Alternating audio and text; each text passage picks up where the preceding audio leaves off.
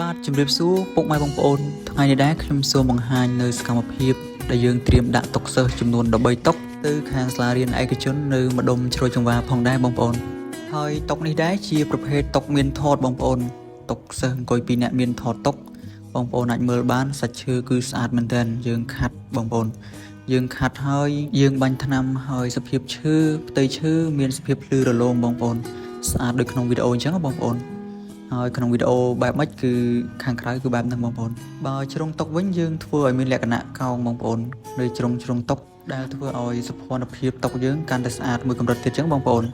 ម្យ៉ាងវិញទៀតគឺពេលដែលក្មេងដើរបុកប៉ះអញ្ចឹងទៅអត់មានបញ្ហាអត់ឈឺអញ្ចឹងបងប្អូនហើយខាងបងប្អូនមានលក់តុសិស្សកៅអីសិស្សក្តារខៀនកញ្ចក់អញ្ចឹងបងប្អូនចំពោះកៅអីសិស្សយើងមានច្រើនម៉ូដបងប្អូនតុសិស្សក៏យើងមានច្រើនម៉ូដដែរបងប្អូនសម្រាប់ព័ត៌មានបន្ថែមបងប្អូនអាចចូលទៅមើលរូបភាពជាច្រើនផ្សេងទៀតនៅក្នុង Facebook Page ឬ Chat មក Telegram របស់យើងខ្ញុំឬតាក់ទងមកកាន់លេខទូរស័ព្ទ3ប្រព័ន្ធខាងលើបាទសូមអរគុណសូមជម្រាបលា